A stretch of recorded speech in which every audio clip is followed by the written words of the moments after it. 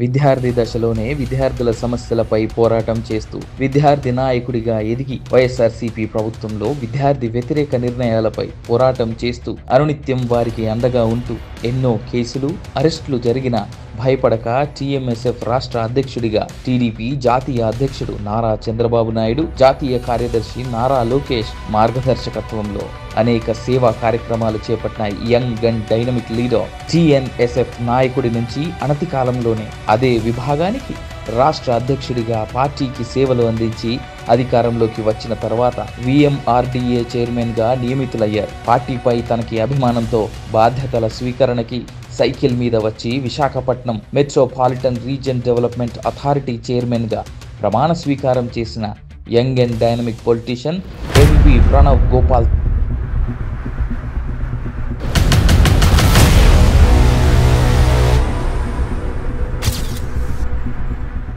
నమస్తే ప్రణవ్ గారు, బాగున్నారా? అంటే చంద్రబాబు నాయుడు గారికి మీ మీద ఎందుకు అంత నమ్మకం? అంటే ఈ పదవికి ప్రణవ్ గోపాల్ న్యాయం చేయగలడా? అడిగింది ఇది కూడా కాదు. జగన్మోహన్ రెడ్డి కూడా ఎలాంటి బ్యాక్గ్రౌండ్ లేకోకుండా డబ్బులు తీసుకోకుండా కూడా కొంతమంది పదవులు ఇచ్చారు. నన్ను ఆదర్శంగా తీసుకున్నాడు లోకేష్ బాబు చంద్రబాబు నాయుడు అని చెప్తున్నాడు. దోచుకున్నావా దాచుకున్నావా ఈ 2 నెలలతో అతను ఇచ్చిన పథకాలనే మీరు కంటిన్యూ చేస్తున్నారు అని చెప్తా ఉన్నా. అతనిలాగా నవరత్నాలు బుర్డీ రత్నాలు పెట్టుకుని మేము వెళ్ళా ప్రజల్లోకి.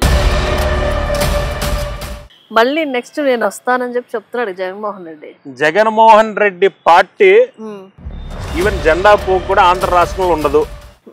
ఈరోజు చెప్తున్నాను, మీకు క్లియర్ గా రాసుకోండి.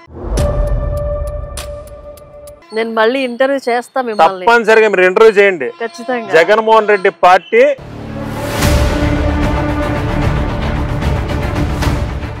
జగన్మోహన్ రెడ్డి ఇంటికి వెళ్ళినప్పుడు మీరు దేనికి వెళ్ళారు? అక్కడ కేసు పెట్టారు మీ మీద.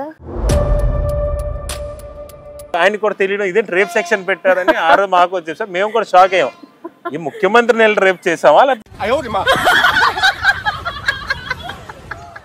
ఒక మాజీ ముఖ్యమంత్రిని లెవెన్ రెడ్డి అని పిలవటం ఎంతవరకు కరెక్ట్ అంటారు? మాజీ ముఖ్యమంత్రి కాదు, ప్రస్తుతం ఎమ్మెల్యే. ఆయన ఫ్యూచర్ లో లోకేష్ గారిని ముఖ్యమంత్రిగా చూడొచ్చా? ఎందుకు అవ్వకూడదు? ఏదైనా అవ్వచ్చు ఏ టైం కన్నా. నారా లోకేష్ అని నేను ఈ చైర్మన్ పదవి కోసం చంద్రబాబు నాయుడు గారికి మీరు ఎంత చదివించుకున్నారు?